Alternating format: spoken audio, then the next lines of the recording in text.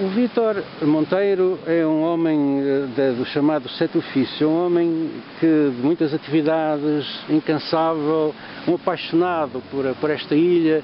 Ele vive intensamente a ilha. O pai, que eu tive o prazer de conhecer, é na Roça, na então Roça Ridor, que agora se chama Agostinho Neto, era o homem do leite, chamava-se... O leiteiro. O leiteiro. Bernardino Lopes Monteiro, mais conhecido por Ninho Novo. Exatamente. O teu pai veio para aqui em 1950... Em 1955. Mas tinha vindo antes, em 1952. Portanto, era imediato de um barco, que agora não vem o nome. Um barco cargueiro. Cargueiro. Veio em 1952, regressou e em 1953 voltou. Voltou em 1953, estava cá o barco atracado na costa do país, da ilha, e aconteceu, deu-se, pela história que me contava meu pai, um massacre de 53. Do bate-pá. E então o barco onde ele trabalhava, digamos assim, que era o imediato do barco, recebeu uma ordem para levar uns tantos nativos com destino a Angola. Meu pai sempre dizia, eu ouvia contar a minha mãe, que eram 150 nativos. Mas, no entretanto, a história narra que tivessem sido 120.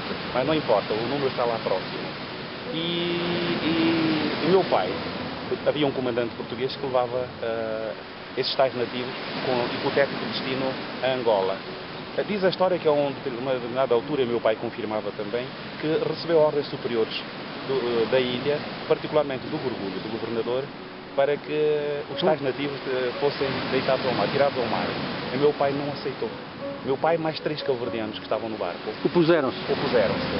Sequestraram o comandante e então comunicaram a ilha, ao governador, ou alguém por ele, que os tripulantes do barco não deixavam que se executasse a missão. E o Gorgulho, segundo a história do meu pai, ele nunca dizia Gorgulho, dizia o governador, ordenou que então levassem os tais nativos para a Ilha do Príncipe e que trouxesse para São Tomé os tais tripulantes, chefiados pelo meu pai. O que acontece? Deixam os nativos na Ilha do Príncipe e meu pai, com destino a São Tomé, novamente sequestra o comandante do barco e vão parar a Senegal. E o meu pai fica lá durante uns 12 anos e tal, clandestinamente, com nome falso. Quando o Gorgulho foi depois julgado e considerado culpado, ele então vai a Cabo Verde. Ele vai a Cabo Verde e não sei explicar bem como, o porquê, foi parar a colónia penal. Esteve lá... Do Tarrafal. Tenho testemunha, posso levar aí alguém? Não é necessário, a palavra do Vítor é... Não, alguém conheceu meu pai, um cabo-verdiano chamado Pompe, mora na zona de Pantufo. Ele conheceu meu pai... Também foi uma das vítimas do Tarrafal, O tal Pompe não, o tal Pompe morava lá o meu pai. O teu pai, exatamente. Por causa desse atrevimento, digamos assim, exatamente. Dele. E meu pai, depois, segundo o Sr. Pompe também me explicava, que meu pai era depois o chefe dos... como é que se diz? Cantoneiro, não me vem o nome agora, aqueles que faziam estrada. Sim, os não eram cantineiros, eram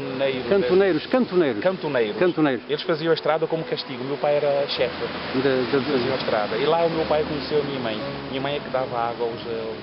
A tua mãe era de cá? Não, é de lá. Também de Cabo Verde. Era muito mais nova que o meu pai.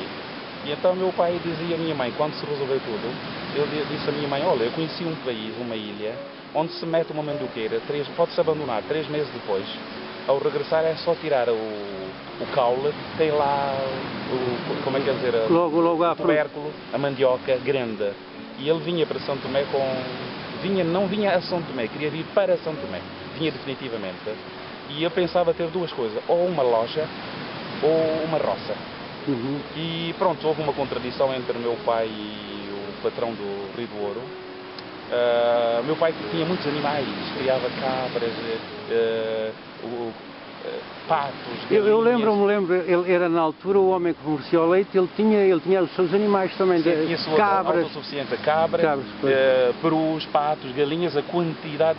E ele era uma pessoa muito respeitada na altura, era uma pessoa muito respeitada, ele também era respeitador, era uma pessoa que chegava sempre com aquele sorriso magro, alto. Já tinha a sua fisionomia. Exatamente. Só faltava cabelos compridos, como tem. É verdade.